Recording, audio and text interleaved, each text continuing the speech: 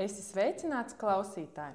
Latvijas Valsts Mežzinātnes institūta Silava podkāsts ir raidierakstu sērija par meža nozares aktualitātēm, institūtā veiktajiem jaunākajiem pētījumiem, tajos iegūtajiem rezultātiem, atklājumiem un atziņām. Tās ir sarunas par meža zinātni. Klausies, uzzini un analizē.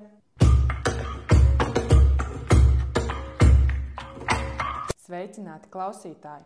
Šoreiz runāsim par sūnām un ķērpiem un citiem augiem mežā. Šīs dienas viesis ir Latvijas Valsts Mežzinātnes institūta Silava sūnu pētniece Linda Gēra Inohosa. Sveika, Linda! Sveika! Kaut arī Linda Silavā strādā jau salīdzinoši ilgu laiku, mēs iepazināmies pavisam nesen vienā projektā, kur tu, Linda, rādīji, stāstīji un iepazīstināji mūs ar augiem, sūnām un ķērpiem, kas aug mežā. Tā deksme un entuziasms, ar kuru tu rādīji un ļauj mums saskatīt tās mazās sūnas un mazos ķērpīšus caur to palielināmo stikliņu, tas gan man ir ļoti spilgtā atmiņā. Un arī tā sajūta, ka sūna un ķērpji ir tavs. Sūnas ir mans, ķērpji. Es uzrunāju uz jūs. Es sāku ar sūnām, mans maģistrs, mans bakalaurs, arī doktora darbs ir saistīts ar sūnu sugām. Ar ķērpiem es iepazinos šeit Silavā, kad bija uzdevums arī iepazīt šo grupu. Teikšu, ka ķērpi ir, manuprāt, morfoloģiski daudz sarežģītāki un arī noteikšanā kā grupa, jo, ja ņemsim sūnas ir augi, bet ķērpi tomēr ir atsevišķa taksonomiska grupa. Nezinu, kādā viņi tā ir iedalījumā, bet viņus veido gan aļģi, gan sēne, tā kā divi organismi kopā. Uz ar to, man liekas, ka arī tā noteikšana un tā daudzveidība ir daudz grūtāk iemācīties un izprast. Bet jā, sūnas, tas ir vēl aizvien tāds mans hobijs.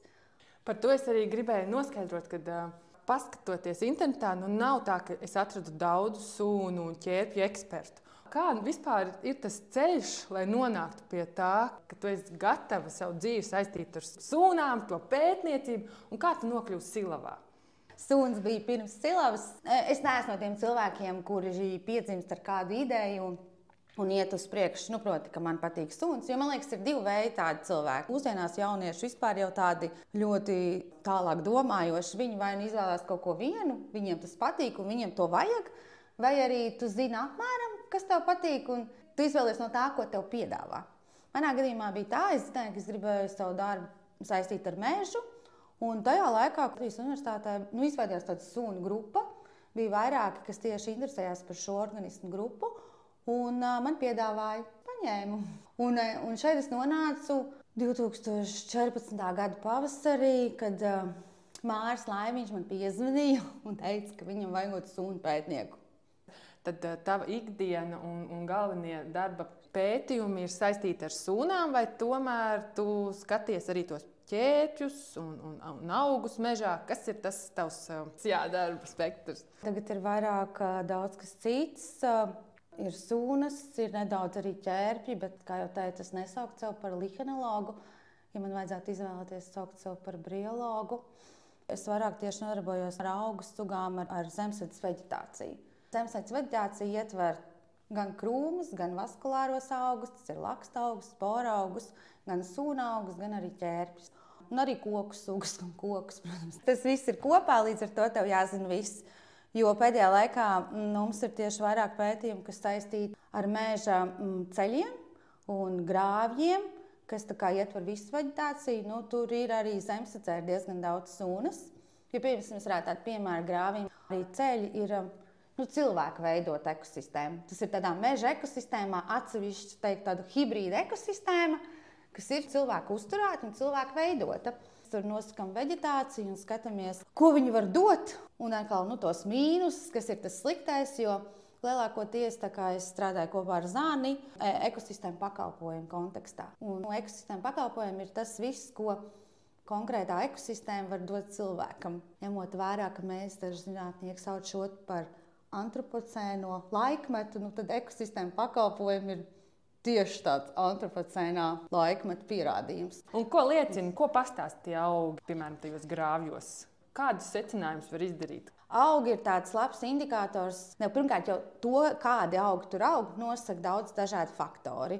Piemēram, gaisma, mitrums, cilvēku ietekme ir vai nav tur bijusi, augsnes sastāvs noteikti. Un savukārt, ja mēs šos apstākļus nezinām, mēs sastopam noteikti kaut kādu augstu kompozīciju, un no tās mēs atkal varam spriest par to, kādi ir šie ārēji apstākļi, kas te ir. Pieņemsim, mēs ejam gar ceļu un tur pilns ar nātrēm.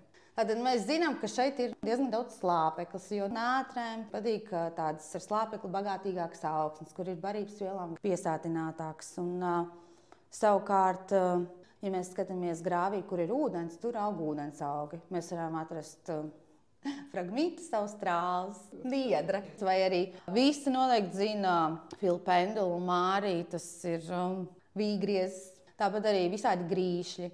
Bet tāpat laikā grāvim, pieņemsim, ja viņam ir liela tā mala, augšā mēs varam arī sastapt meleni, brūkleni, varam kādu kladoniju, kas ir tāda sausāka vieta. Tad šie augi, tur, kur viņi aug, viņi norāda konkrētiem šiem apstākļiem, kādus mēs varam raksturot konkrētai vietai.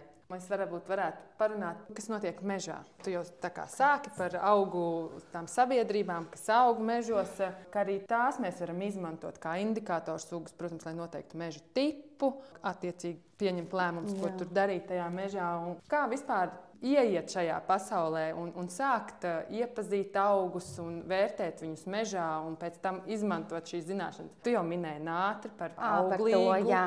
Vai nabadzīgāku, vai slapjāku, vai sausāku, vai gaišāku, vai noēnotāku. Jā. Bet, ja tu tā man tieši jautā, tad, protams, varētu pieminēt tos meža augšanas apstākļu tipus. Silā tu nekad tur tādas nātras vai tās niedres nebūs. Varbūt, ja tur būs kaut kāds vienkārši, pieņemsim, 2 kvadrātmetru slapjums, ja? Bet, ja tu ņem tādas, vairāk par 60% no visas kopējās raksturojošās veģetācijas, tur tādi augi nebūs.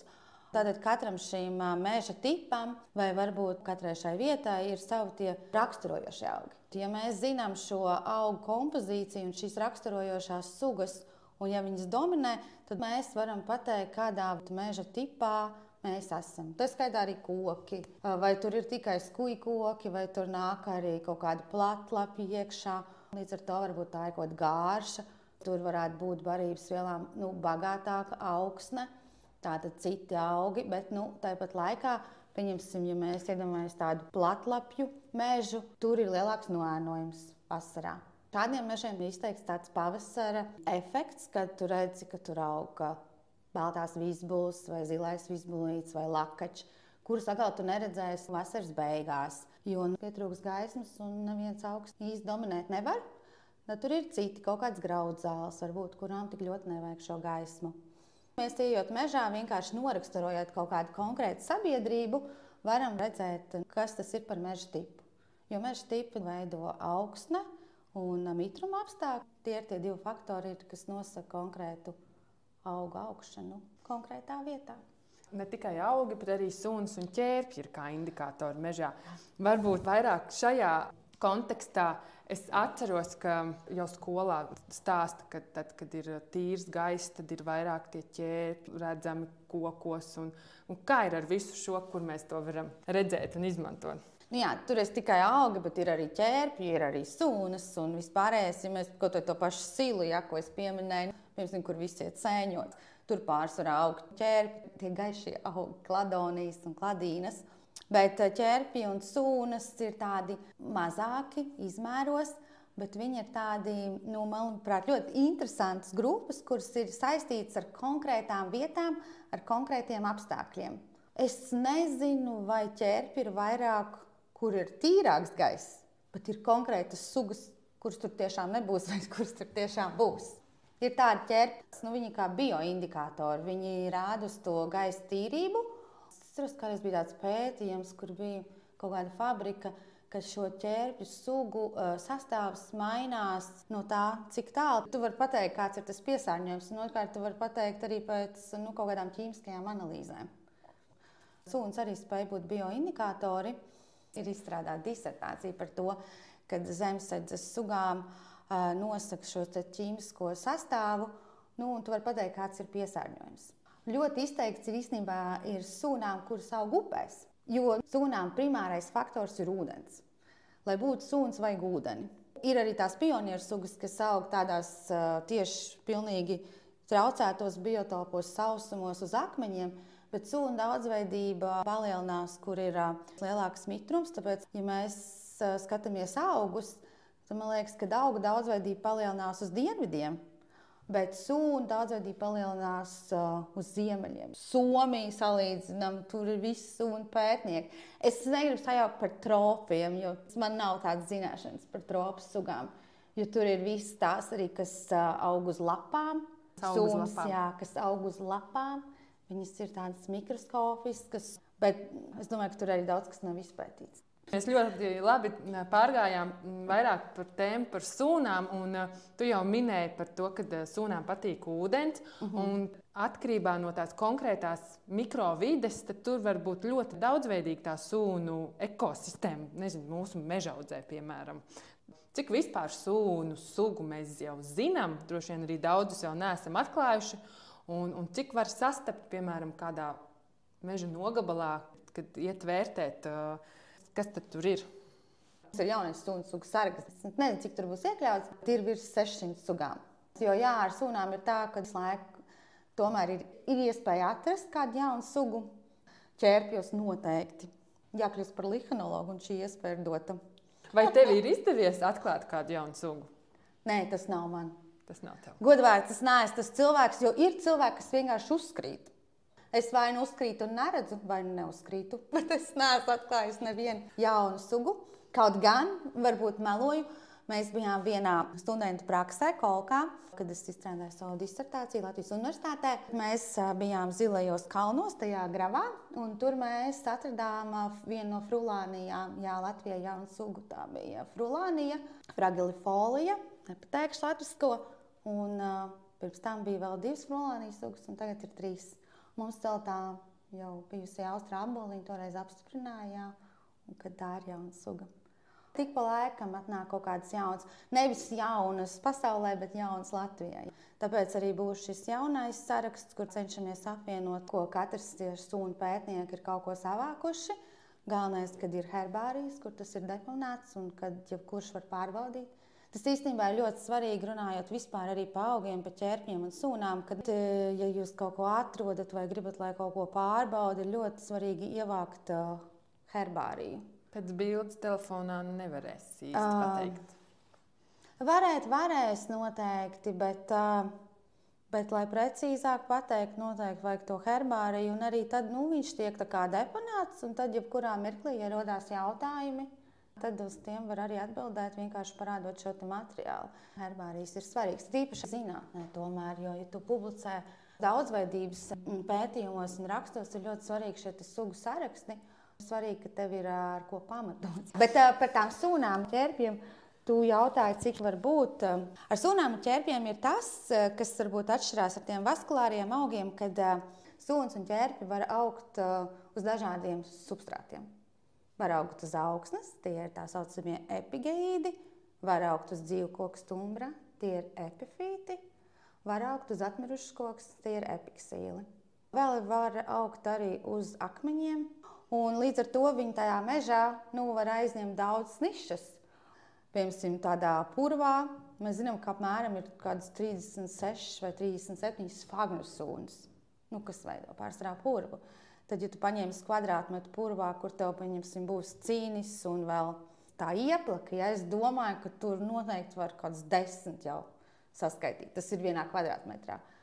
Un retas un aizsargājamas sūnu sugas, tās arī ir Latvijā daudz? Es tev teicu, ka ir 640 sugas, jā. Tad pusi no tām ir tādas, kuras tur es neesmu redzējis. Viņas ir ļoti reti sastopamas. Bet viņas ir reti sastopamas, vai viņas vēl kāds vienkārši nav atradis tik daudz? Es domāju, gan. Tūdaļ 2024. gadā būs Latvijas sarkanā grāmata. Un, ja tu paskaties tos rezultātus, es neesmu piedalījusies tapšanā, bet es esmu novērojis šo procesu. Briologu pēdējo 20 gadu laikā ir palielinājies. Un tā informācija ir arvien vairāk, jo vairāk cilvēki skatās. Sūni jau nebūs kaut kas tāds, ko katrs pierakstīs. Īpaši par kritilām. Kādreiz bija viens soms vai zviedrs, kurš teica, Ja jūs lielāku paraugu ievāksiet, jūs vairāk sugas atradīsiet. Jo viņas spēj būt ļoti niecīgas, kuras var pamanīt tikai mikroskopā. Piekrīt, jo vairāk mēs meklēsim, jo vairāk mēs pierakstīsim un jo vairāk mēs zināsim. Ņemot vērā, ka katru gadu tiek nominēta gada dzīvnieks, gada augs, droši vien arī ir gada sūna. Varbūt vēlies pastāstīt, kāda ir šī gada sūna un kāpēc viņi ir dabūjuši šo titulu. Jā, es varu pateikt, kur ir pagājušā gada sūna, 2023. gada sūna. Bija Vulfas Fagans. Botāniķu biedrība ievēl arī gada augu. Pagājušajā gadā tā bija purpapārde. Un zem botāniķu biedrības ir arī briologu biedrība izveidot tādu sunu grupu, kur visi tādi sunu pētnieki var pievienoties, ja vēlās. Un ievēlam arī šo te gada sunu. Šī gada suna, kas ir ļoti nozīmīga, būs parastā līklape, kas ir Campylopus introflexus, kas īstenībā ir invazīva suna. Interesanti dzirdēt, ir invazīvi augi, bet ka ir arī invazīva sūna. Kā sūna izpelnījās šādu titulu? Tāpat kā augs. Tātad invazīvs tas nozīmē, ka tā ir svežzemes suga, ka tā nav mūsu. Ir visādi ienākšanas un šo izplatīšanās ceļi. Spēja augt un attīstīties un izrāda agresivitātes pazīmes. Proti izkonkurē visus pārējos augus un dominē kaut kādā konkrētā vietā. Tā ir vienīgā sūna, ko es zinu. Viņa ir iekļauta arī tagad Latvijas invazīvo sugu sarakstā. Nesen izdot jaunu grāmatiņu, kur ir aptuveni 73 augi, un viena no tiem ir šī sūna. Viņa raksturīga purviem, purva malām, kas ir bijuši apsaimniekotie purvi. Un es uzskatu, ka viņi it kā ir Āfrika vai kur, bet viņa ir kaut kad introducēta Lielbritānijā. Un tad viņa no tās Lielbritānijas ir nokļuvusi te. Vai jaunu sugu ienākšana ir saistām arī ar klimata pārmaiņu ietekmi? Pie mums paliek siltāks, tāpēc ienāk jaunas sugas, vai ir arī kādas sugas, kas pie mums pazūd klimata pārmaiņu ietekmē?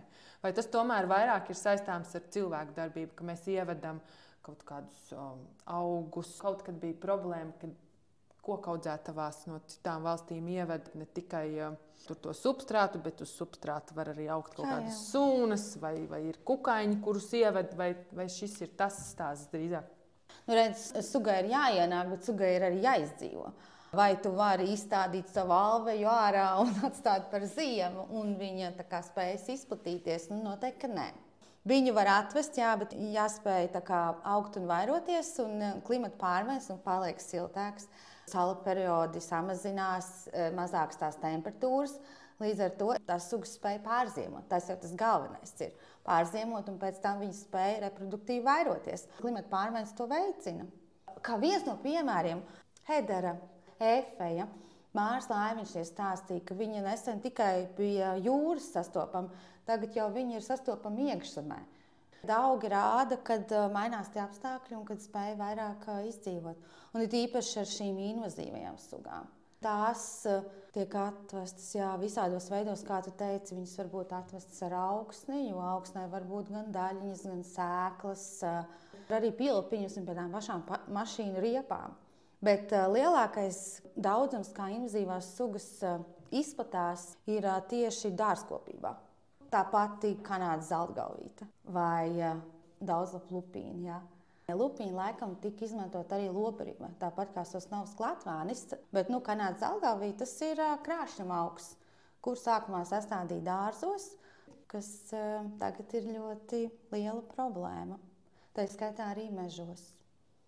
Jo mēs tieši arī pētam šos te meža ceļus, un meža ceļi un arī grāvji ir tādas lineāras struktūras, un invazīvajām sugām ļoti patīk tādas lineāras struktūras, jo viņas var tā izplasties. Otrām kārtām tur ir traucēts biotops, jo sākumā uztais ceļu un grāvi, tad iznīcina to vietējo floru. Un šīm invazīvas sugas, viņas tādas agresīvas, viņas spēj, viņām patīk gaisma, viņām patīk arī šis slāpeklis, un viņas var ieviesties. Es domāju, veids, kā viņas var ieviesties, viņas var būt noteikti kaut kāda sēklu banka jau augsnē. Viņas var nākt, ja tur blakus pļavā jau aug ar vēju, ar dzīvniekiem visādos veidos. Un, ja mēs pabraucam par mežu, mēs varam redzēt to pašu Kanādas zeltgalvīti vai lupīni. Jā, lupīni diezgan strauji, man liekas, pārņem šīs parastās sugas. Vēl ir sīkzietu sprigana vai arī puķu sprigana. Tagad viņai vairāk patīk, man liekas, tādas upju ielejas, bet viņi arī var sastapt mežā. Ir 2 veidi, vai nu tā suga pielāgosies, vai nu tā suga izzudīs. Bet tā konkrēti, kuras sugas mums ir izzudušas, es nezinu. Bet, ja mēs salīdzinām tās pašas sugas, un tā arī ir sarkano grāmatu, kur tomēr ņem to kritēriju, laikam, 50 gadi, ja 50 gadu laikā nav vēlreiz atklāta, tomēr saka, ka Latvijā viņas vairs nav. Ir dažas tās sugas, bet jāskatās, protams, kritiski arī uz to, kāda bija infrastruktūra pirms tiem 100 gadiem un tagad. Bet var jau būt arī, kad ir izdušas. Ja man jāstāsta par augiem, par sūnām un ķērpiem, mans darbs vairāk ir ar tādu apsaimniekotu meža ainavu. Un tā retāk sanāk uz kādiem tādiem dabas liegumiem. Un kāda ir tā saimniecisko mežu flora? Kādos pētījumos šis viss tiek analizēts? Analizējot, piemēram, grāvjus, kaut kādas cilvēku infrastruktūras mežā. Visdrīzāk pieļauju, ka arī vērtējat veģetāciju pēc kaut kādām ciršanām. Kā šo informāciju vispār jūs izmantojat tālāk pētījumos un ko var secināt no šiem datiem, ko jūs ievācat, skaitot augu sugas mežā? Pēdējo laikā ļoti daudz prasa tieši sunas un ķērpes pielikt klāt, jo sunas un ķērpi ir labi indikātori. Viņas nav ļoti retas un aizsargājamas sugas, bet viņas indicē uz kaut kādu pazīmi, kas tur varētu būt. Līdz ar to šī pazīme var būt tādā daudzumā vai tādos apstākļos, kas atkal var norādīt to, ka šeit var būt atrodama kāda rēta suga, kurai vajadzīgi jau ir specifiski apstākļi, pieņemsim, tāda kā kaut kāda veida darbība tomēr var traucēt šīs sugas eksistencē. Tagad viens, ko mēs arī nesen nopublicējām, bija šie ekoloģiskie koki, jeb atstātie koki pēc izciršanas. Jo, ja mēs atstājam koku, tad vaskulāriem augiem uz zemes diezgan drastiski. Veģetācija mainās, un tur varbūt tas nav tik būtiski, lai saglabātu kaut kādu sugu, kas ir bijusi iepriekšējā audzē, bet pieņemsim tāds koks, uz viņa aug tie minētie epifīti, ķērpji un sūnas. Un tad mēs skatījāmies, vai kaut kādā laika posmā tas, kas tur ir bijis, kur bija arī aizsargājumās sugas, vai viņas spēja uz šīs struktūras, kas ir ierakstīts, kāda tāda mežsaimniecība ir jābūt, vai tieši šāda mežsaimniecība darbojas, vai viņi palīdz. Mums sanāca diezgan labi rezultāti. Otrs ir, ka tu vienkārši ar šīm sugām, pirmkārt jau tu raksturo visu to daudzveidību pašu par sevi, un varbūt tev palīdz raksturot šo vidi. Jo ar augiem jau arī mēs nevienmēr raksim augsnes bedri, nevienmēr mērīsim kaut kādas mitruma apstākļus, un, ja mēs nosakam šo sugu sastāvu, tas mums vairāk palīdz spriest par šo konkrēto audzi vai kaut kādu sadaļu audzi, kāpēc tur labāk aug vai sliktāk, un arī par vecumu noteikti. Veģetācija ir tāds viens, kas ļauj mums novērtēt, kā mainās šie vides apstākļi. Lielākā mērogā tas varbūt ir globālā sasilšana, bet mazākā mērogā vienkārši konkrētās vietas. Jo, ja mēs nocērtam koku, tad tur viss ir kā pļava. Tur arī ir pļava augi, bet mēs redzam, ka koks aug, palielinās vecums, audzes vecums pieaug, kaut kāds noēnojums, mitrums, viss, un attīstās citi augi. Un es gribu pateikt to, ka es domāju, ka svarīgi ir nevis cik liela ir bioloģiskā daudzveidība, bet cik dažāda viņa ir. Katram meža tipam ir sava daudzveidība. Liela vai maza, bet sava. Sils ir sils. Tu aizies uz staigājumu, viņš ir pavisam cits. Ar augiem ir svarīga kompozīcija, kas raksturo konkrēto vidi. Un arī, ka tās augu sunas tomēr līdz ar audzi attīstās un mainās, un ka tur ir dzīvība. Jā, jo to pašu mēs redzam arī ar tiem ekoloģiskiem kokiem, kad pieaugot šim vecumam, mainās kaut kādi mikroklimatiskie apstākļi un notiek sukcesija. Parādās sunas, pārklājums ir lielāks, ķērpi samazinās, jo, ja sūnām vajag mitrumu un noēnojumu, tad ķērpim patīk viss. Viņi ļoti plaši ekoloģiski. Ziniet, ka jūs izejat caur kaut kādu liepu aleju, viņa ir visa noaugusi ar ķērpiem. Un tāpat laikā ir daudz ķērpju, kas tieši raksturo tādus noēnotus vecus platlapu mežus, bet tās nav tās sugas, tās ir pavisam citas sugas. Viņi spēja pielāgoties dažādās vidēs augt. Tad arī mainās šīs sugas, notiek šī sukcesija, un mēs varam sekot un izdarīt kaut kādus secinājumus. Man paliek tā sajūta, ka vērtēt sūnas, ķērpjus un šos vaskulāros augus mežā, tā ir kā tāda daļa no kaut kāda kopēja lielāka pētījuma, kas sniedz ļoti daudz un vērtīgu informāciju. Un tieši tāpēc arī arvien vairāk pētījumos iegūst šos datus, lai rādītu un stāstītu, ka mežs nav tikai koki, bet tur ir arī ļoti liela daudzveidība ar augiem, kas iekļauj arī sūnas un arī ķērpjiem. Un tāpēc ir ļoti interesanti, kā šīs visas zināšanas mācīt salikt kopā un izmantot uz priekšu. Katrā mūsu epizodē mēs cenšamies pastāstīt arī par pētījumiem, ko mēs esam izdarījuši. Un skaidrs, ka ir ļoti daudz pētījumu, kur tieši iet un vērtē šo veģetāciju, bet tas nav tas galvenais pētījuma mērķis. Mums ļoti trūkst visādi pētījumi tieši noteikšanā. Man liekas, mums ir daudz augu sugas, kas nav nodalītas un varbūt, kur mēs grēkojam ar to noteikšanu. Bet tāda bioloģiskā daudzveidībā uzskaitīt sugas, protams, neko jau tādu baigi jaunu varbūt tu neatklāsi, bet tas ir tāds maziņš klucītis tajā lielajā piramīdā, un tas ir vajadzīgs. Noteikti tagad visu saista ar šīm klimata pārmaiņām, bet augi jau arī nav tā, ka šodien būs siltāks un tur augs pavisam citas augs. Šeit es gribētu teikt, ka ir ļoti svarīgi arī šie ilglaicīgie pētījumi. Tāpēc es esmu ļoti priecīga, ka Nacionālā meža monitoringa ietveros ir arī bioloģiskās daudzveidības monitorings jau 5 gadus, kurā tiek uzskaitītas arī šīs augu sugas tieši šajā Nacionālā meža monitoringa paraugu laukuma ietveros, bet ar savu metodu izstrādāto un arī epifītiskie ķērpļi un sūnas. Epiksīli arī.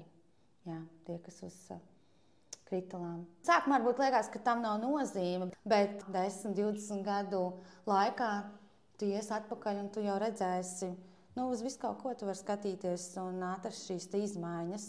Liels paldies, ka tu mūs ievedis tajā sūnu un augu pasaulē. Un man liekas, ka te ir tik daudz interesanti, ko pārunāt gan par to, ko mēs varam redzēt, ko mēs varam atklāt. Un es ceru, ka mēs tiksimies vēl kādā epizodē, varbūt pārunāt vēl par kādām interesantām sūnām un pētījumiem, kas notiek Silavā un ko tu veic. Paldies tev, Linda!